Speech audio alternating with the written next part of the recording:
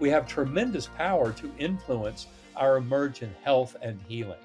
And that is exactly what NDEs do for the world at large. They bring people back very much healed, no longer afraid of death, no longer subject to such ego toxicities, but more kind of as a higher soul that's witnessed the other side. Insight and Awareness Spiritual Explorer. Soul intuitive, emotional, and spiritual mentor and award-winning author Lorraine Nilon. Welcome, explorers. Thank you for being part of the adventure. Today we have a special guest, and it's Dr. Eben Alexander. Eben, I'm going to ask you to explain your book, Proof of Heaven, and you've also got The Map of Heaven and Living in a Mindful Universe. So you've got lots to talk about. So could you give us a rough understanding of how Proof of Heaven come about? Okay, well, important to point out that I, was spent my whole career really aimed for neurosurgery. My father was a globally renowned neurosurgeon, and that was, there were many kind of fits and starts to it. But ultimately, towards the end of college, I knew I wanted to go to medical school, and even though I resisted neurosurgery initially because I didn't want to be kind of comparing myself with my father's career. Ultimately, when I did a rotation in neurosurgery in medical school, I went, oh my gosh, he was right. This is the best thing since sliced bread. So, and I've never regretted that decision to go into neurosurgery. But that was largely due to his influence. My father, my adoptive father, as it is, he was a tremendous influence in my life. And so I went into that, and of course, I was trained like so many in the modern era in science and medicine, trained in materialism or physicalism. That is the notion that the physical world is the only thing that exists.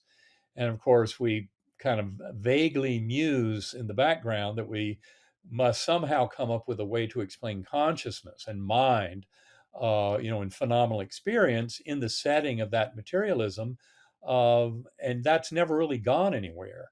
That's really part of the biggest problem. And so the adventure that I went through in November of 2008, when I fell ill with an extremely aggressive, primitive, and should have killed me bacterial meningoencephalitis, um, none of that adventure could have happened according to the tenets of modern neuroscience.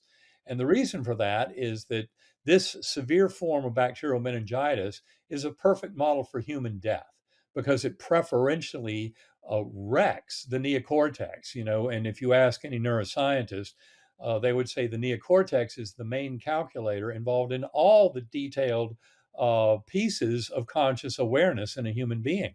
Everything we see is put together in the occipital cortex in the back of our brain. Everything we hear put together in the temporal cortex in our temporal lobes. All of our executive thinking, access to memories, things like that involves the frontal lobes and then the limbic system. All of these are cortical structures. And if you destroy that, which you can do with a severe case of meningoencephalitis, you basically have eliminated all the ways in which modern neuroscience says that a conscious experience can come to existence. And that was the thing that haunted me, even though initially, after my weakened coma due to this severe infection, um, all my memories were deleted. All my knowledge of neuroscience and neurosurgery was gone when I came back to this world. But the interesting thing to me was how it all came back over about 2 months.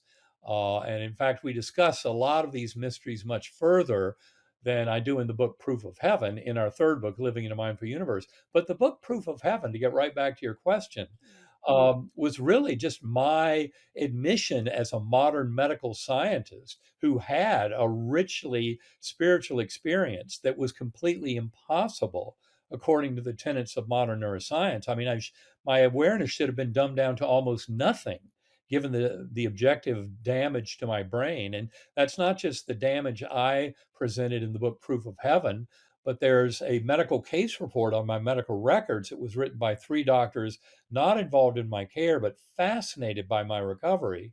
That report came out in the Journal of Nervous and Mental Disease in September 2018. And that particular case report basically raised two very fundamental kind of shocking points. One is that they affirmed and validated that my brain was far too damaged based on neurologic exams, based on CT and MRI scans. It showed that all lobes of my brain were affected based on lab values. This is an extremely deadly case of meningitis, not a mild case, as if you ever have a mild case of bacterial meningitis. But the reality is, I should not have had any experience at all. So, how did I have the most profound, rich, detailed, memorable, alive, life transforming set of events of my entire life when my brain was demonstrably offline? That's the first mystery that they raise in the case report.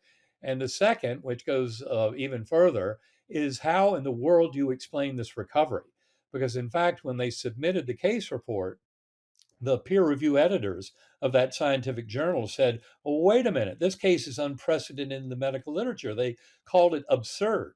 How did this particular illness go so far, a weak and deep coma, and then allow me to come back? And not only that, but then to have a full recovery over 2 months. That part is absolutely astonishing.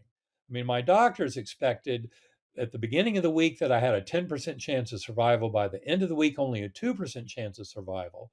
That's not a miracle, 2%.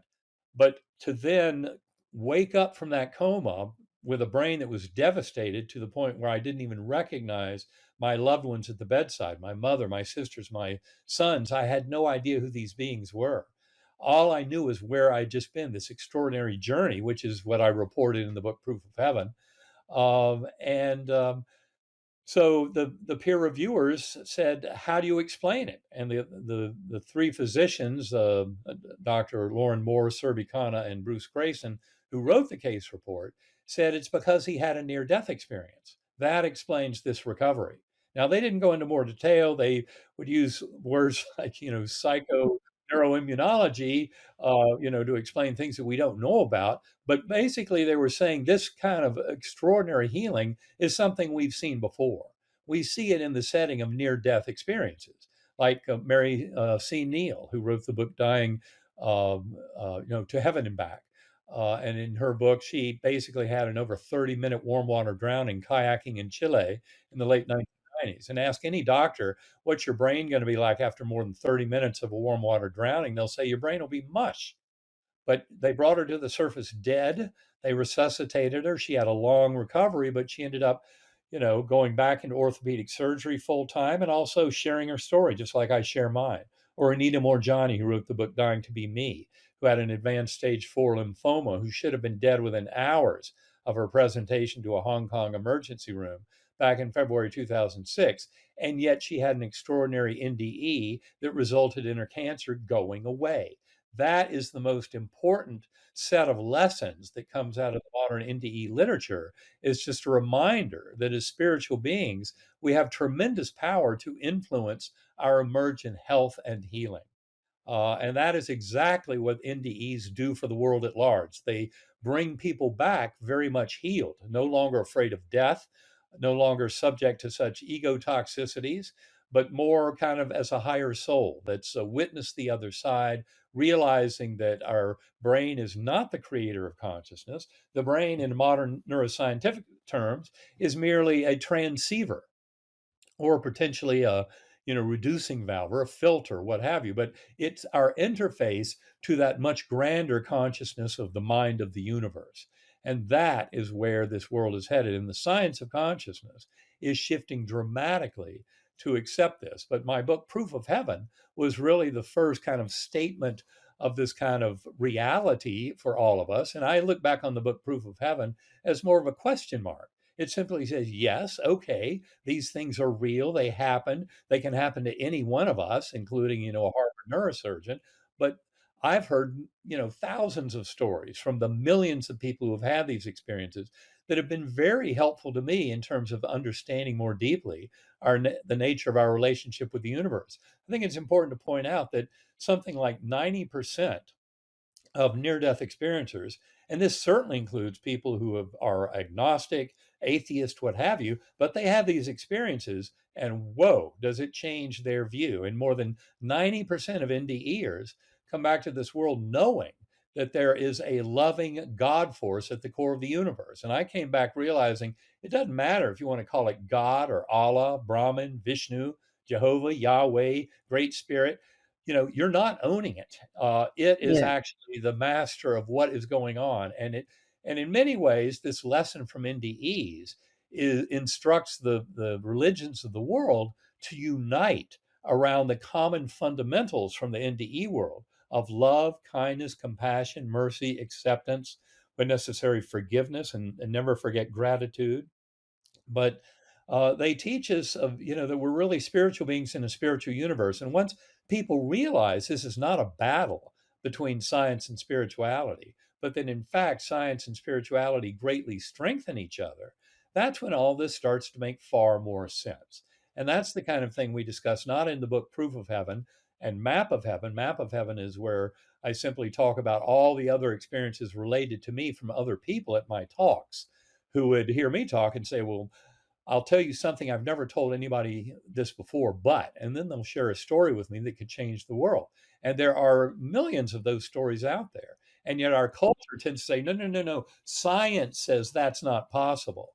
Well, that's materialist science that actually has been demoted and rejected by the modern scientific world at large. The quantum informed science of consciousness completely rejects the bleak and paltry fiction of materialism that tries to pretend that we're material creatures, birth to death, don't have free will, and that our consciousness is an illusion. That's where, our modern reductive materialist Newtonian deterministic science would try and lead you. But those involved in the science of consciousness realize that that science is a paltry fiction that's not at all adequate to explain the nature of reality. And the new quantum informed science of consciousness, which is something that I promote and am studying and teach. And I work with hundreds of scientists around the world studying the science of consciousness. And we've left that materialist nonsense behind.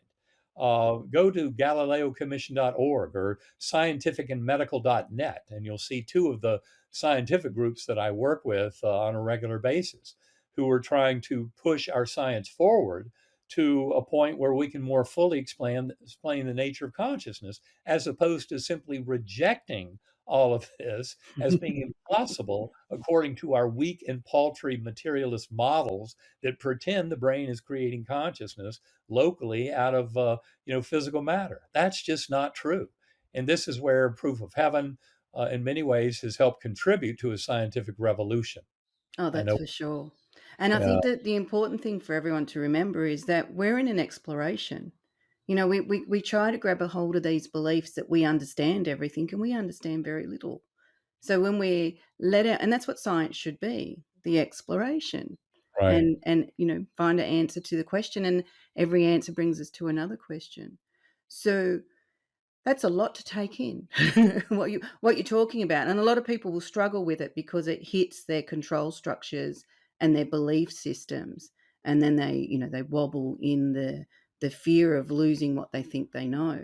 But if you Right. don't let yourself expand, you narrow down and you get stuck on a treadmill, which doesn't serve your soul. So when you crossed over, and I'm sure you've been asked this question 100 times, what was it like for you? What was your experience, and what have you come back here with? Well, I think an important thing to point out is that there was one atypical feature of my near death experience that you usually don't find in near death experiences. But I came to realize in the months and years after my coma that it was absolutely essential for me to accept the reality of the experience. And that unusual feature was amnesia. I didn't remember any of the events of Eben Alexander's life. So when everything started for me deep in this coma, it was a fresh starting point. I had no knowledge of Earth or humanity or this universe. I really had an empty slate. And that was absolutely critical for some of the deepest and most profound lessons that I was ending up having to accept after going through this whole experience. But it S also, Sorry. So what did that feel like? What did you actually feel? Did you just feel energy? Did you feel like you were in a body? What did it actually what I feel felt, like? I had no awareness, no body awareness at any point during the journey. but I was a speck of awareness. So I could witness things going on around me. And those things expanded tremendously over time. It started in what I call the earthworm's eye view, a very primitive, coarse, kind of unresponsive realm. And I seemed to be there for ages. I'm certain I didn't have any kind of memory moment to moment. So it seemed to just be going on and on and on of kind of a monotonous pounding. It was like being in dirty jello. I had a feeling of kind of tactile sensation of roots or blood vessels around me. So I was aware of things, but it was kind of murky and dark and kind of foreboding sounding. But because of my amnesia, I couldn't remember anything different. And so to me, it was simply, this is the way it is. And I accepted it. The good news is that didn't last forever. There came a slowly spinning white light that had kind of a ground glass appearance. It had fine silvery and golden tendrils around it. And it was slowly spinning as it came to me out of this murky darkness. And it came packaged with a musical melody. That was very important. Music, vibration, frequency becomes an extremely important theme for my entire journey. I mean, for example, note that I was working as a neurosurgeon, coordinating research for the Focused Ultrasound Neurosurgery or Surgery Foundation, using ultrasound for therapeutic effect. That's the work I was doing when I went into coma. But then, deep in coma, music becomes the way that I could traverse these spiritual realms. And it was the musical notes that came packaged with that perfect musical melody that allowed me to re-enter that portal many times, because I would ascend through these spiritual levels, but then tumble back down to that All earthworm eye right. view. But by remembering the musical notes of the melody, I could always conjure up this light portal that took me up. And the first time it happened, it took me up into this brilliant, rich, ultra real gateway valley. And that was Can an I intersection. just jump in there? Sure. So Uh-huh. when you were hearing the music, have you heard that type of music on Earth? Like, or is it Yeah. completely different? Yeah. This is from the world of ideals. I mean, this Yeah. would be the source of creative music for musicians. I mean, that's where I'm convinced that's a very creative space, that Gateway Valley, kind of a deep spiritual level, but also with great intersection with this world. And in that valley, this music was just incredible that led me up into it. I mean, the music was always associated with these light portals. And so in that first passage, I'm in this realm that's far more real than this world. And that's an important thing for people to get. Mm. Many people think that a near death experience is kind of murky and dreamlike. They don't realize this world, the material world, is murky and dreamlike. That world is sharp and clear and just filled with meaning and power and detail. And that's the realm where, for example, we reunite with higher souls. That's where we go through life reviews. That's where we'd meet up with our soul groups and go through planning for next incarnations and then diving back in. That's kind of the level of understanding of that gateway valley. Another important thing to understand: people often say these journeys are ineffable, indescribable. Part of the reason for that is in that spiritual realm of that gateway valley, you're completely outside of space and time, to the point where people can have a life review. And when you read the scientific study of life reviews, what you realize is you can have birth, death, everything in between, even points before previous lifetimes, even points ahead, visions of future lifetimes, and it all occurs simultaneously. The important thing to get is this is not just about remembering events of your life. More than half of near-death experiencers who have a life review end up saying it's more real than lived events of living this world. And also, it's more like a reliving of events than it is of a remembering of events. Very important to get that, because you need to understand that that realm is so kind of exotic that you're totally outside of our linear narrative of time flow in the earthly sense, and able to see grand associations of events in your life and even in prior lifetimes that contribute to the events of this lifetime. So it's And a far grander theater that's completely outside of our mundane little vision of life flowing by in this narrative fashion with time flow, because it's completely out of that. You were going to ask a question. yeah, it was. I tell you what, I'm accused of talking, but you're one of the best I've seen. You are a really good talker. What I was going to say is that my understanding of the life review is that you get to feel, you relive the experience, but you feel it from from your perspective, from the perspective of whatever was around you during that experience that you're reliving. And if we broaden out our understanding to think of it as a soul journey, and this life is a portion of it, it is an experience that we're having, then you get in your life review, you're actually reviewing your soul journey, or what you need for your next reincarnation to It actually understand. is even more important than that in terms of the true nature of the life review. Bruce Grayson, who's a skeptical physician who has examined near-death experiences for more than 45 years, wrote a beautiful paper in the Journal of Near-Death Studies. It came out in September or in the fall of 2021. And in that, he talks a lot about the life review and gives statistics on, but one of the most impressive to me was he said, I think it was 74% of those who had had life reviews in a series of roughly 700 cases at that time described it as reliving the events from the perspective of others around us who were affected by our actions and thoughts. That is the important point, because it's basically like it's showing us that in this rigorously studied scientific field of near-death experiences, what you find is a majority of people relive the events of their life through the emotional truth of people around them who were affected by their actions and thoughts. The best way of putting this, it's like the golden rule is written into the very fabric of the universe. Treat others as you would like to be treated, because in the life review you have to be on the receiving end of whatever you've been handing out to others.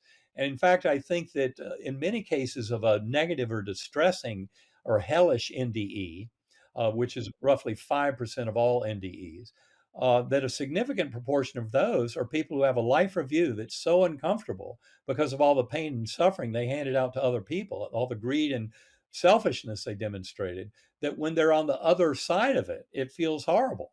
And that the life review serves as a beautiful course correction.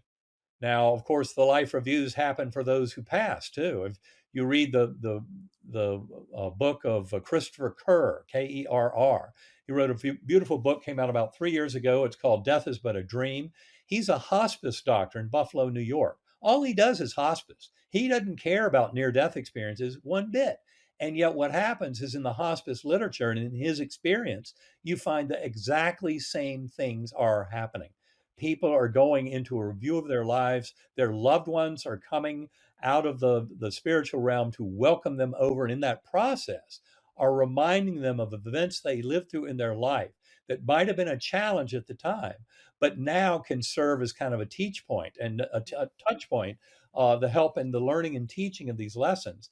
And it helps them to move on to the next level. So, what Christopher Kerr's work shows is that all these things we talked about in the NDE literature, and that people complain, they say, well, wait a minute, the near-death experiencer didn't die. So how do we know that has anything to do with what happens when we die?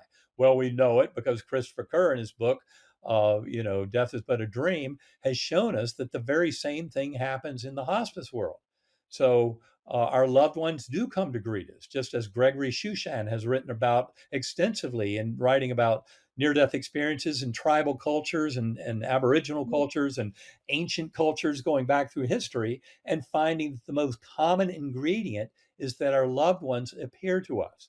Now, of course, the me before coma would have said, oh, that's wishful thinking. You see who you want to see on the way out. That's one of the reasons why my story ended up being structured the way it was. If I had scripted it, my father, my adoptive father, who had passed over 4 years before my coma, he would have been there front and center, but he was nowhere to be found. And I had this beautiful guardian angel, and those who've read the book Proof of Heaven will realize who she was and how important she was in my journey. And she showed me 4 months post coma the reality of the journey. And all that is the story fully told in Proof of Heaven. So I won't go into more detail about that now. But the reality is, all of this starts to fit together into a much bigger picture of understanding.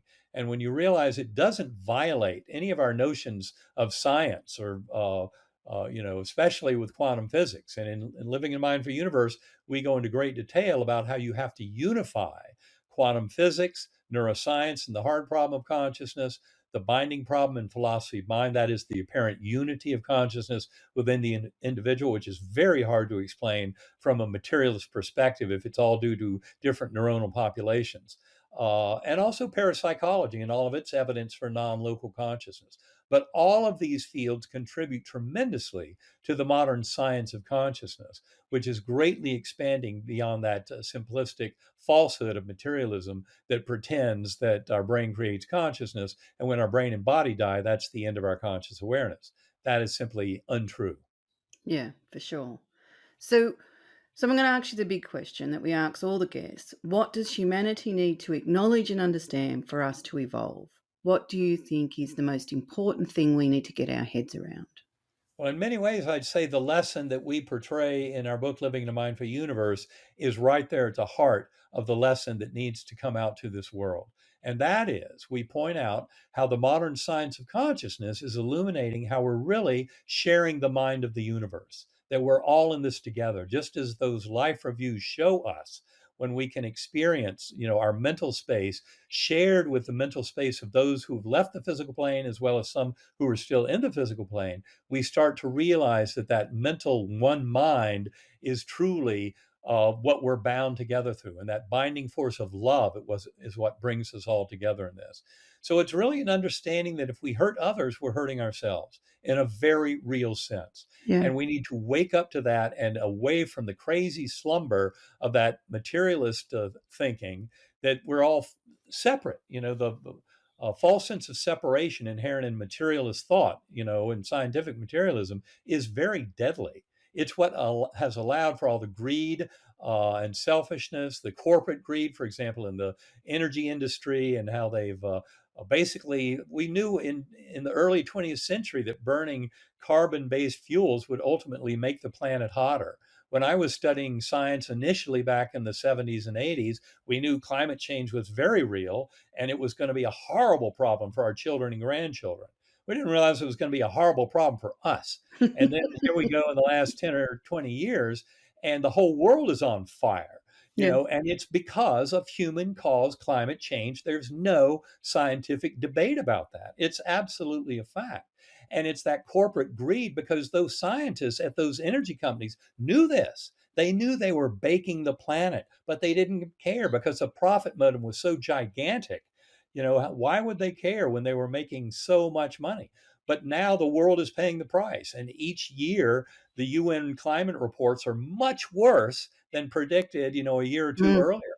And yeah. it's because our ignorance is so profound, we have no idea how we've already stumbled over the abyss and are in deep, deep trouble. Even if we stop burning carbon fuels now, the whole system will keep getting worse for about 100 years. That's no reason not to do the right thing.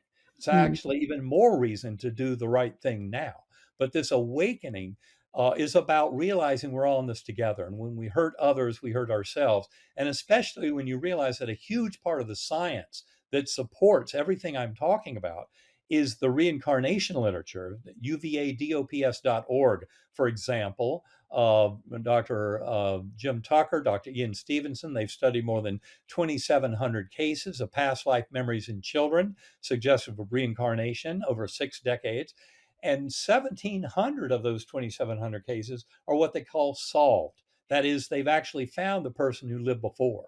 So even if you're the greediest and most selfish person on earth, when you hear this about reincarnation, that there's scientific basis for it, and you know how deadly this climate change and all of our continued addiction to fossil fuels is, there's some little part of you that's going to experience the very deep and dark side of climate change, 30, 40, 50 years from now.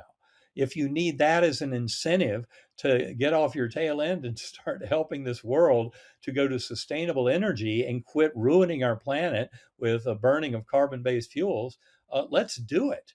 yeah, for But sure. to pretend otherwise is insanity.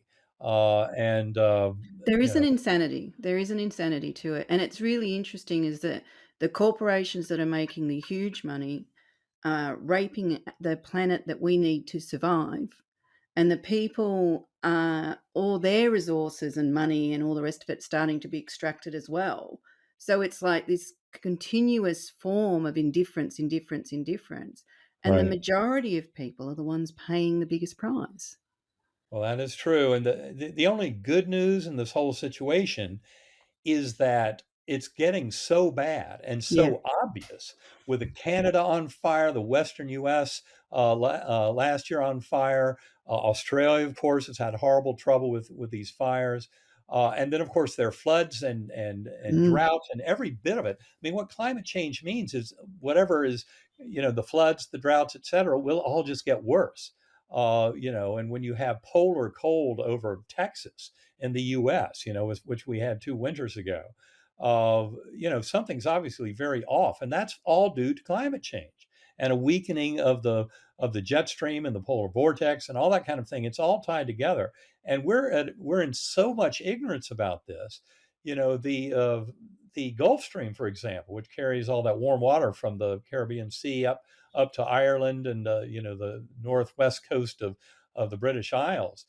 If that puppy shuts down, we're in very deep trouble. And there are many other things going on with the Thwaite ice shelf in Antarctica. If that collapses, we've got 11 feet of sea level rise just from that event. I mean, all these things are kind of on the edge of disaster. And it all just gets worse and worse the more we continue of, burning fossil fuels and burning any biomass at all. And it's really time to move as quickly and as completely as we can to sustainable energy sources like wind and solar, magma power, tidal energy. There are many different ways we can Mm. harvest these energies and start using them. But this ongoing addiction to burning carbon based fuels is suicide for the planet. And it is high time we woke up to this connection we have with nature and with the planet, with the universe at large, and quit being so damn greedy and stripping so many resources from this fragile, finite planet and start taking responsibility as much better stewards of the planet. Yeah, and even it's our right to live on a planet that the air is really breathable, the water is drinkable, the food is at its peak nutrition without being chemically based. And some of the things that they're doing with the farmers around the world is actually mind-boggling as well. So it's yeah, there's this whole system that we've got is very flawed, and like I said, the people are the ones paying the price. So That's and right. it's because we've forgotten who we are. I mean, I look at humanity as souls within a physical body, and they remember that.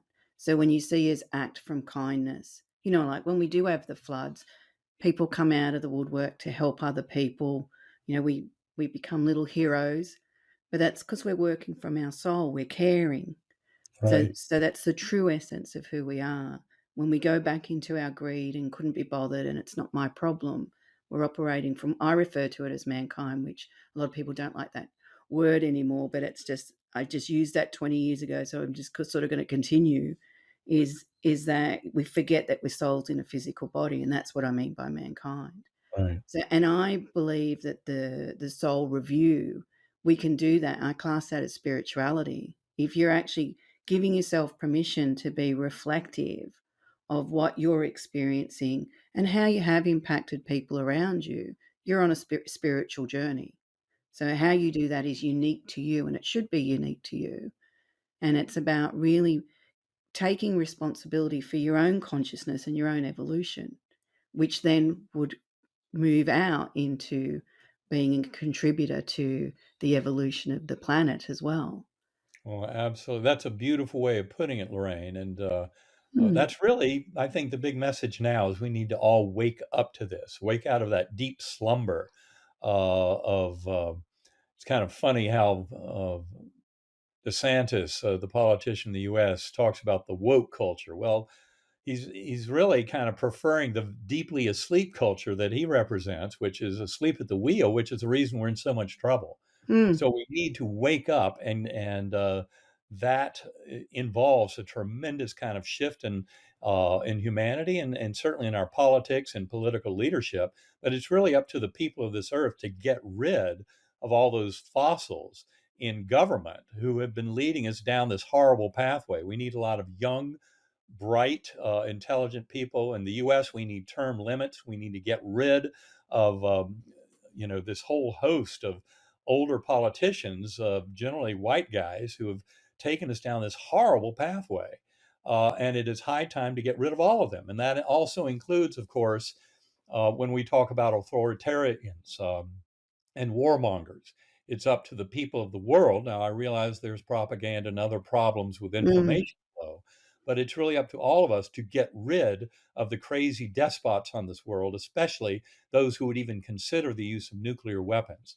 It is high time this world got rid of nuclear weapons, and we can do it. There have been efforts decades ago to diminish the number of nuclear arms, and we got rid of a lot of them, but now it is time to continue that process and really winnow it down to where we have almost no nukes left at all. In fact, I would argue for zero nukes. But certainly the number we have today, which is over 12,000 potential nuclear warheads, is way, way, way, way too many. And it's up to the United States, Russia, China, the leaders in this field, and also the other countries who have nuclear weapons. It's up to all of us to take responsibility to get rid of them. Because I don't think anyone on this planet would think it could ever be a good idea to have mutually assured destruction, which is exactly what happens with anybody firing off a nuke. yeah, Once it happens, there's nothing to really stop the response, and yeah. the response can be absolutely catastrophic. So Well, it's and really up to us as people to make sure we get rid of the authoritarians and the politicians, anybody who supports ongoing, having nuclear weapons around. We need to get rid of them in whatever means possible. I tend to prefer democracies rising up to get rid of the despots and autocrats of this world. But it's really up to all of us to participate in that kind of activity. and I think one of the ways we can do that is from grassroots, because what I see is that we as the people should demand honesty from our politicians. If I go back, in my father's day, and it's probably I don't know if this is real either, but if someone got caught lying or doing something really, really deceptive, corrupt, you know, there'd be an uproar. So out you go. So the people were sort of governing the politicians. Hang on, there's a line here where I can't find the line anymore. Politicians can lie to us, and then they can go, yeah, but that was for your good, and that's it. There's no uprise. So we've Right, we've lost that way, and that's how you create change, is when you demand honesty, integrity, right, transparency, those kind of things, where all our systems right across the world have become more spin doctoring, concealed. We're having where we're hearing stories about our last prime minister and things like that starting to come out, and we're all like, right, okay, we should have known that. That should have right, been before. So this lack of care for the people that they're governing, they're working for us. We're right. not. Yeah. Well, So. absolutely. But I think ultimately, um, the more we can promote democracy, and I know there Mm, are many voices that are kind of countering against that opinion now. But I believe it's the safest way to maintain the higher good for the most people involved yeah. is forms of democratic government and our ability to get rid of the autocrats. I mean, you can see how bad it is when these autocrats get in power and then declare themselves president for life. And then they have this habit of not listening to smarter people around them. And that's absolutely deadly when you get leaders who think they're so smart and they're just dumb as a rock, and they keep doing stupid things, and they have too much power for people to tell them otherwise, and that's just a recipe for absolute disaster. For So the sure. more we can foment, information channels that are reliable, and that's another problem. I mean, certainly in the U.S. We've had the rise of various news organizations that are absolutely just born to lie. That's all they do is make up propaganda, and somehow they've been allowed to flourish. And then they start pointing the finger and projecting on the other group. But it becomes clear that one of them is really misleading and lying through their teeth, and the other group is trying to do a better job of it. And the more we can maintain good news channels, and that Mm, involves good journalistic practices and supportive journalism and newspapers and news organizations, because as was noted by the founding fathers of the United States back in the 1700s, you had to have a healthy kind of a news arm that was independent of government, that could report the truth of what was going on Yes. so that people in power would not corrupt the news organization and end up like they have in Russia now, where Putin can say anything he wants to and pretend he's fooling his people. And sadly enough, he's probably fooling a lot of them. And so that is a tragic disaster. But we really need to get back to more of a fairness doctrine with news organizations that are really working to bring the truth to people, and especially in this era of the deep fake videos and artificial intelligence, we're wandering into some very dangerous Mm, territory if we can't start developing a code of trust with news organizations. Um, that we can really know what's true and what's not.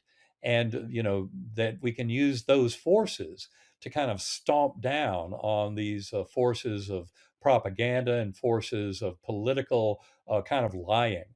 And sadly, in the United States, the political lying has become so mainstream that it's basically hijacked about a quarter of our country um, into believing that the 2020 election was stolen, which is mm, complete nonsense.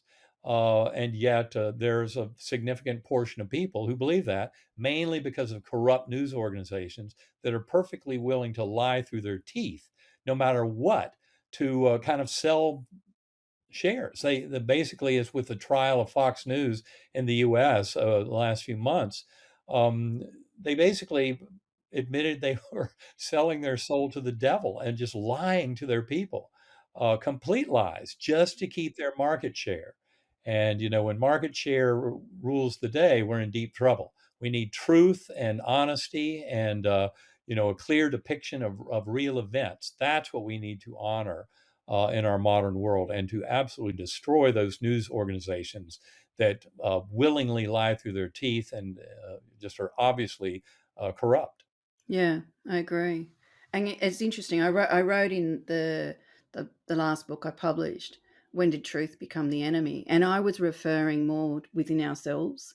Like when we're looking at our own emotional baggage, you know, don't don't spin doctor yourself. Like if you've done something or you feel something or your belief system makes you steer away from it, lean into it. And we need to do that collectively as Right, well. There's a lot of ugly things in our history and we need to lean into and we need to own them so that right, everything gets on top of the table right, and then we can start afresh because we were all born into what we're into now. We're all here and it's already happened. So it's like, right, the only way we can deal with anything, whether it's personally or collectively, is to value the truth, which you would have felt on the other side, how much truth is absolutely, valued. There's no deception there. right. Yeah. There's no Well, that's space one for of those deception. beautiful gifts of that kind of thing, and there's that old saying that those who fail to study history are doomed to repeat history. Yes. And that's a very important statement, and I would have told you that was an important statement, 5 and 10 years ago, but in the last, Hmm. 6 or 7 years, I've seen, kind of horrible shadows of a return to, say, Nazi Germany of the early '30s right here in the United States. Yeah. And, we don't have any guarantees that democracy will survive. In fact, it's a very fragile thing. And I forgot, I guess it was George Washington, one of the founders of our country, the first president, who said that democracy is a precious gift. Keep it if you can. He Yeah. knew the threats to it would be gigantic, and boy, have we seen that Yeah. with that election of 2020 and all the complete idiocy around that, of an actual return to something that appears a lot to me like Nazi Germany of the early '30s, and that is something to be avoided at all costs. And yet, it is a hole we could easily slip back into very easily, given this modern era of deep fakes, of irresponsible news and propaganda. It is really high time for us to all fight for democracy and for journalism and forgetting the truth. And I love your point of when did the truth become an enemy? Yeah. For us as individuals, for us as kind of soul groups, and for humanity at large, when in the world did the truth, did the facts become an enemy? Yeah. And we need to get back to a doctrine where we have a much more ready access to and sharing of truth about the facts of the matter. Yeah, I totally agree. So I think it's time to play Flip the Book. So are you happy to play along? Absolutely. Let's give Okay, it a so shot. give it a shot. So it's an intuitive game. So, and then I want you to be sort of reflective on the paragraph that we find. So you can pick between book one, two, or three. What would you like? Oh, I think we need book 3. Book three. Okay, so that's my latest. That's Spirituality, Evolution, and Awakened Consciousness. So just a few little titles there. So you've got from pages 1 to 188 to pick from. I am thinking page 160 feels about right. Okay. Oh, there you go. When did love become the enemy? Is the heading. Interesting. One, two, Hmm, three, four, very five. good. You got six paragraphs. Okay. What would you like? One to six. Oh, I think we should take 5. Five. Unconditional love stems from the willingness to commit to being of the core essences of your soul. So they're like kindness, care, gratitude, all those ones you mentioned before, and the intent to share them with ourselves and others. And just above that dot point, because that's what it was, it is the natural force of our divinity, and it is an expression of the purity of our soul's consciousness. That's what core essences are. So, unconditional love stems from the willingness to commit to being of the core essences of our souls and the intent to share them with ourselves and others. What's your I thoughts on that? couldn't I couldn't have said it better myself. There you go. That's a That is so perfect. I'm always talking in pretty much every interview about kindness, compassion, mercy, acceptance, love, forgiveness, when necessary, forgiveness, and of course, gratitude. Never forgetting gratitude. And those to me are essential ingredients for all of us to make our lives better and to make the world a far better place. So it's so great to have an affirmation and validation coming from your flip the book. flip the book. It's Very interesting nice. because I read soul energy. What people do is they come and have sessions with me, and I go through the emotional baggage and I get to the core of their soul. And it's always things like this: kindness, unconditional love, clarity. It's all within us. It's just All we right. put this big, thick blanket of all our emotional beliefs and fears and misconceptions and shames and all the rest of it. We're complex in that Right. way, and that stops us from feeling the truth of our soul, which we struggle to comprehend. And as you would know, is that when you strip away the body and the life, all of a sudden you're left with the core of who you are. Right. Yeah, sounds like we've got a friend telling us it's Got time. chiming in from the visiting professors here, Zuli and Copper. They agree with you 100%. They are affirming it. Okay, Copper. That's it. All right. Well, So nice that to meet you, and I enjoyed the conversation. well, very nice to meet you, and that was a beautiful kind of closing point. It's something we can all contribute to. So I appreciate that, and that message of unconditional love at the end from flipping the book. That was beautiful indeed. So thank you so Brilliant. much, Lorraine. Great talking with you. Thanks for doing what you do to get this out there.